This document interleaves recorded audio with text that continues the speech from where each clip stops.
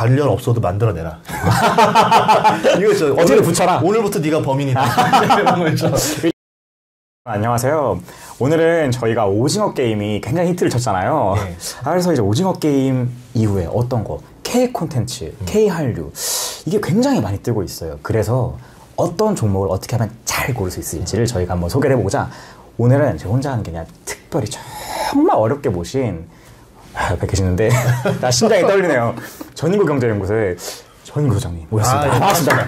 반갑습니다. 간단하게 소개 좀. 예, 저도 이제 경제 유튜브를 하고 있고요. 남들보다 빠르게, 남들과는 다르게 이제 부자가 되자라고 해서 경제에 대한 이야기를 많이 하고 있는데 주식 이야기를 많이 다루는 것 같아요. 제가 개인적으로 구독자기도 하거든요. 사실 돈도 많이 버신 걸로 알고 방송도 엄청 많이 하고 있는데 영상보다 훨씬 훈훈하셔가지고 세상 좀 불공평하다 이런 생각 살짝 해봤습니다. 훈훈하네요. 오징어 게임 아까 말씀드렸던 것처럼 요즘 게임 엄청 히트를 쳤잖아요. 이런 얘기도 있더라고요. 이제 K 한류, 그러니까 K 문화가 세계를 뭐 지배할 거다 이런 얘기까지 저희 봤어요. 이 오징어 게임 히트하는 게 도대체 어떤 의미가 있을까요? 굉장한 영향이 있다라고 봐요. 예전에 2011년이었나요? 강남 스타일이 유행했던 적이 있어요. 네, 강남 스타일. 그때 싸이가 처음으로 빌보드 차트를 두드렸어요. 그렇죠. 그 전까지는 그냥 한국 K-팝이라고 하면은 동남아 시장이라던가 중국 시장 이쪽에서만 머물러 있었는데 이제 싸이가 건드리고 나서부터 이제 나머지 가수들이 빌보드를 두드리기 시작합니다. 그렇죠. 순위 올라갈 때도 있고 안 올라갈 때도 있고 왔다 갔다 하다가 그러다가 이제 점차 빌보드에서 순위가 안에 들어와요. 이제는 뭐 1등 하는 노래도 나와요. BTS. BTS 엄청 요즘 글로벌 스타잖아요. 그렇게 보면은 제가 봤을 때는 이제 싸이가 어떻게 보면 오프너 역할을 했다. 문을 열어줬고, 이제 입장한 거는 BTS가 입장한 거죠. 그래서 이번에 오징어 게임도 어떻게 보면 1등을 했잖아요. 그렇죠. K 컨텐츠가 전 세계에 울린 거는 처음이다. 그러면 이제 한국식 스토리라던가 한국식 컨텐츠가 전 세계에다가 문을 열어줬고, 이제 거기에 나머지 컨텐츠들이 이제 점점 진입을 하지 않겠는가. 이렇게 보고 있습니다. 그러니까 이제 싸이처럼 이제 오징어 게임이 문을 열었으니까 나머지가 이렇게 등장을 하네. 이런 게 있군요. 그럼 오징어 게임이 굉장히 히트를 쳤는데 어떤 종목이나 주식이 좀 올랐을까요? 우선은 뭐 관련주가 없었어요. 그렇죠. 이제 사이런 픽처스라는 회사가 있었는데 비상장이고 직원도 적고 이 회사 자체가 뭐 투자를 받았던 것들도 별로 없고 그러니까 애초에 투자할 데가 없는데 그때 오징어 게임 힌트 쳤을 때 대중의 광기가 장난 아니었어요. 관련 없어도 만들어내라. 이거 어떻게든 붙여라. 오늘부터 네가 범인이다. 일단 범인을 하고 시작하자. 그래서 뭐라도 붙여야 되다 보니까 제일 먼저 떠올랐던 게 주연 배우였던 이정재 소속사를 가지고 있는 회사. 그러니까 이제 건너서 너가 주인공이다. 그리고 이제 사이런 픽처스를 막 뒤졌더니 비상장 공고 중에 예전에 쇼박스한테 투자받았던 이력이 한 번 있더라. 그러면서 주가가 올라가는 거예요. 그렇죠. 난리가 났었죠. 이런 식으로 이제 막 하다가 나중에 어떻게 퍼졌냐면은 뭐 컨텐츠 회사 이제 다음에 오징어 게임은 뭐가 될 거냐. 그렇죠. 그러면서 다른 이제 제작사들 위주로 주가가 상승하게 됐었습니다. 그렇죠. 근데 주가가 지금 제작사가 엄청 많이 올랐잖아요. 사실 지금 딱 들어가기에는 뭔가 좀 위험하고 어려워 보여요. 그래서 이 제작사 다음에 어떤 종목이나 섹터가 오를 수 있을지 저희가 한번 얘기를 해보고 싶습니다.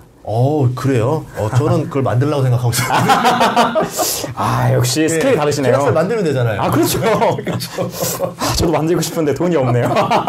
유진투자증권 그 주식 내용들을 해가지고 해외 수출하면 되잖아요. 괜찮네요. 넷플릭스에 팔아요. 이제 이게 1화. 제작사가 굉장히 많이 떴는데 제작사 이후에 이제 뭐 넷플릭스, OTT 회사잖아요. 그 다음에 뭐 광고 효과가 굉장히 좋았다. 그렇죠. 그러니까 밸류 체인으로 싹 흘러가는 느낌이 있는데 이건 어떻게 생각하세요? 맞아요. 제일 좋은 것 같아요. 어쨌든 대중의 흐름이 처음에는 제작사에 꽂혔을 거고 근데 제작사가 이제 열심히 만들었는데 흥행을 하기도 하고 못하기도 하다 보니까 OTT라는 게 차라리 낫지 않겠는가. 그렇죠. 이게 백화점인 거잖아요. 화장품 어떤 게 잘 팔리던 간에 우리 안에서 팔고 매출이 얼마씩 뛰는 시스템이니까. 그 다음에 이제 대중의 눈이 이제 오를 건 다 오른 것 같고 뭐 없나 이랬더니 배우들이 들고 다니는 PPL 아니면 그 흥행한 배우가 이제 하고 있는 광고들. 지금 뭐 오징어 게임 같은 경우 봤을 때 이정재 씨가 그 출연 직전에 그 찍었던 뭐 지방 아파트 광고가 있었어요. 근데 그게 이제 난리가 난 거죠. 저 비싼 배우를 대체 어떻게 찍은 거야? 그런 식으로 얘기도 하고. 이야, 그 지방 어떻게 됐나요, 그거는? 값 살 때 찍은 거죠. 역시 타이밍이 중요하다고. 그러니까 넷플릭스 여기 채널 아, 잘 보시라고요. 보고 계십니까, 넷플릭스 관계자 여러분? 지금 오징어 게임에 너무 우리가 시선이 집중돼 있었는데 그 밑에 갯마을 차차차가 굉장히 많은 영향을 줬었어요. 오징어 게임은 솔직히 말하면 기존의 K 드라마 컨텐츠의 정석은 아니에요. 그냥 변칙이죠. 그렇지.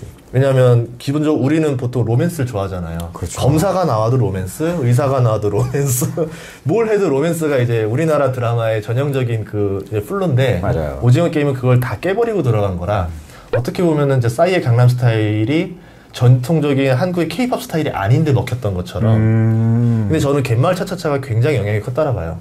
전통적인 그냥 한국적인 드라마 스토리로 던졌는데 그게 세계 9위까지 들어갔어요. 그렇죠. 먹혔어요. 그래서 저는 이제 그 영향을 좀 봐야 된다. 그랬을 때 분명히 이제 PPL로도 영향이 갈 것이다까지 봤던 거죠. 네. 그러면은 말씀하셨던 것처럼 이제 제작사부터 OTT, PPL까지 쫙 한번 저희가 살펴보려고 하는데 먼저 제작사를 얘기하지 않을 수가 없어요. 근데 이게 진짜 개인적으로 좀 궁금해서 그러는데 제작사, 지금 넷플릭스랑 이렇게 해가지고 엄청 뜬 거잖아요.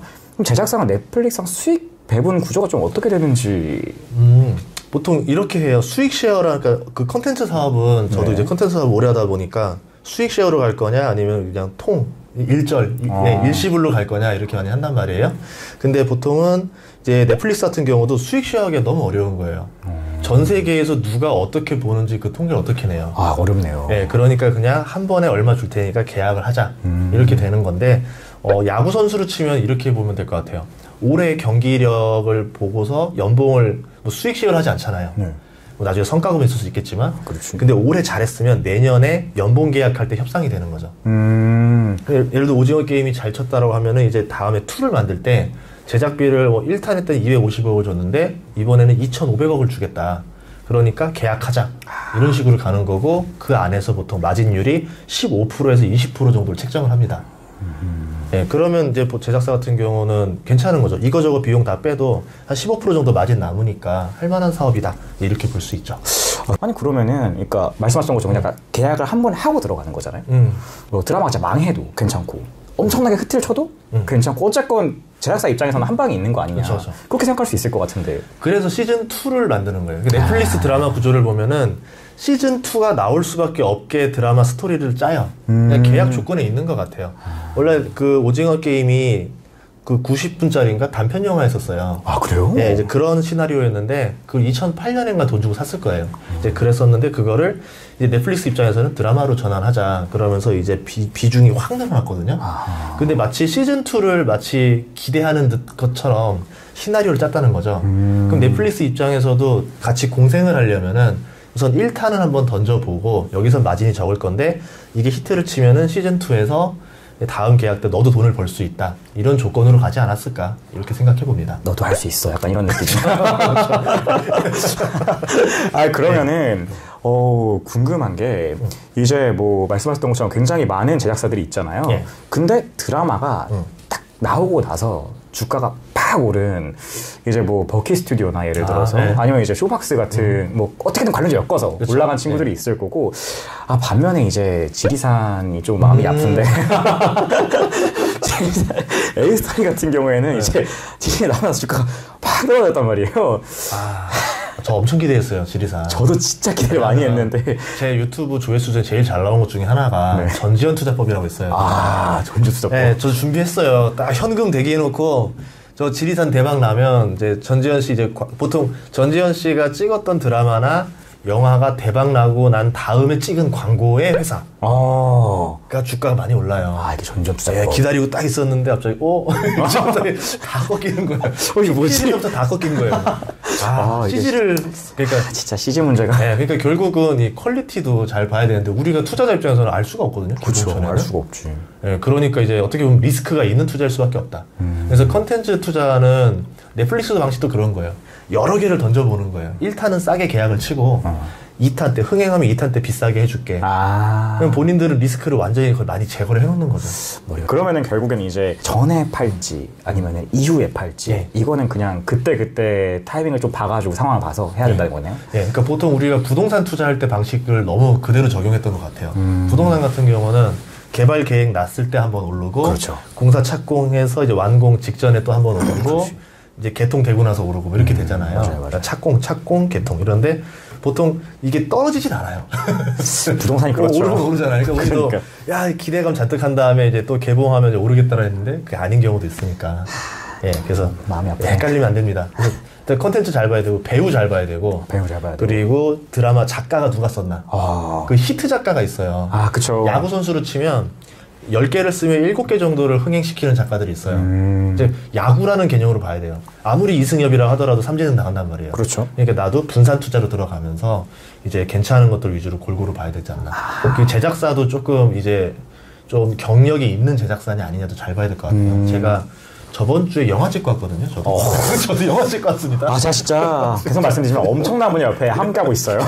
아니, 제가 투자한 영화여가지고 네네. 이제 제발 이 영화 좀 제대로 잘 되는 바라기 많은 마음에서 저도 이제 응원 간다고 영화에 잠깐 출연을 했는데 아 정말 그 경험이라던가 이게 사람이 사람으로 하는 일들이라서 어떻게 나올지 몰라요. 그렇죠. 오늘 이 사람이 연기를 되게 잘하면 갑자기 되게 잘 낼 수도 있는 거고 그래서 우리 이제 리스크 적은 사람한테 투자를 해야 된다. 예를 들어서 저라면 이병헌 씨가 출연한다. 그럼 저는 타율이 좋아요. 그렇죠. 네. 야, 연기 정말 잘하시고 정말 네. 멋있고. 그래서 이제 배우들을 보면서 아 타율 좋은 배우, 그 타율 좋은 작가, 타율 좋은 기획사 세 가지를 보고 투자하면 좋지 않을까 생각합니다. 그러면은 이제 지금 개봉 예정하고 있는 것들 또 어떤 게 있을지 소개 좀 해주실래요? 아 예, 우선은 뭐 이미 한 것 중에 마이네임이 있었죠. 마이네임. 예, 마이네임 같은 경우는 이제 알고 있지만의 한소희가 주연을 맡았던 거였는데요. 넌 내 손에 죽는다. 이거 같은 경우는 이미 기대감으로 인해서 넷플릭스 초창기에 세계 3위까지 한번 찍었을 거예요. 맞아요. 주가가 그래가지고 2,500원에서 5,000원 근처까지니까 2배 가까이 올랐었고요. 지리산 같은 경우는 뭐 알다시피 예. 말하지 않겠습니다. 레스큐 드래곤 이렇게 했었는데 이것도 기대감으로 올랐다가 한번 번지 한번 했죠. 예. 이게 지옥이라는 영화가 또 남아있어요. 저도 굉장히 기대 많이 하고 있거든요. 그래요? 드라마 새로운 세상에 오신 여러분 환영합니다.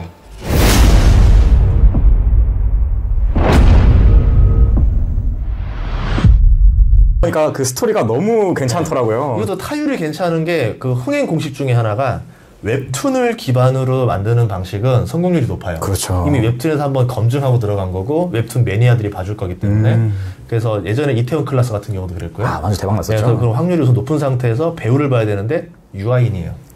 말 다 했다. 나쁘지 않아요. 타율 괜찮아요. 좋습니다. 예, 그러면 이제 조금 이제 기대해볼 만한 거죠. 그렇죠. 예, 유아인이 지옥을 했을 때 이제 기대해볼 만하다. 관련주로는 제이 콘텐츠리 말씀. 아, 제이 콘텐츠인가요? 네, 그렇죠. 알겠습니다. 그래서 이게 주가가 45,000원 했던 주가 7만원 근처까지 하고 터치를 했었었죠. 그렇죠. 네, 기대감으로 많이 올라왔던 것 같고, 그 외에 뭐 구경이라던가 뭐 이런 것들도 있는데, 이영애 씨가 이제 간만에 복귀하는 작품이에요. 요것도 나쁘지 않을 수도 있다. 그렇게 있고, 저는 오히려 다른 걸 보는 게, 그동안은 우리가 드라마 위주로 많이 제작사들을 봤잖아요. 그렇죠. 그냥 이건 제 상상이에요. 꼭 영화 드라마만 볼 필요는 없다라는 거예요. OTT가 늘었어요. OTT. 그러면 서로 OTT끼리 이제 전쟁이 치열해질 거예요. 그렇겠죠. 근데 OTT 입장에서는 결국 애들이 원하는 걸 봐야 되고 돈을 쓰는 건 부모예요. 그렇죠. 서로 안 맞아요. 그럼 제 생각에는 부모들이 지갑을 열게 하려면 교육 콘텐츠를 많이 넣어야 되지 않을까. 참고로 그 LG 플러스에서 아이들 나라가 반응이 굉장히 좋았습니다. 그것 때문에 통신사를 옮겼다라는 뭐 소식도 많이 들었었고, 그렇게 봤을 때는 이제 뭐 넷플릭스든 디즈니든 아마존이든 들어오면은 자녀 교육이라든가 자녀들이 볼만한 컨텐츠를 많이 늘리지 않을까. 그럼 애들이 볼만한 컨텐츠를 만드는 회사들이 보통 뭐 만화, 애니메이션, 아니면 뭐 교육회사들, 이런 회사들이 아직 지금 안 오른 것들도 있으니까 그걸 보는 것도 괜찮지 않을까 싶습니다. 네, 교육회사. 이까지는 생각을 못 해봤는데. 그걸 내가 하려고 하는 거예요. 그러니까 너무 좋은데. 그러니까 알고 있는 거예요. 그렇죠. 네. 그러면은 뭐 교육회사가 좋은데, 제작사 결국 투자 어떻게 추천하시나요? 나눠서 하시는 게 좋지 않을까 싶어요. 그러니까 기대감이 많이 반영되어 있으니까 올랐을 때는 안 사는 게 좋고, 저만의 좀 노하우로 치자면 1번은 나눠서 산다, 2번은 모두가 관심 없을 때 산다. 잠깐 또 관심 없을 때가 있을 거예요. 그쵸. 대중들이 싸이의 강남스타일에 열광했다가 몇 년 만에 다 또 잊어버렸어요. 그때 사야 돼요. 그때 이제 후회했던 거죠. 아, 그때 JYP 샀었어야 되는데. 와, 그때 샀었으면은, 항상 껄껄 이런 게 있는데, 참 아쉽습니다. 그래서 이제 반성하고 다음번에는 놓치지 않겠다. 다음번에라도 컨텐츠라든가 제작사가 혹시 저가에 나오는 때가 있다라 하면, 그때는 진짜 노려봐도 될 때가 아닌가 생각합니다. 저 다음번에는 껄 안 하도록 하겠습니다.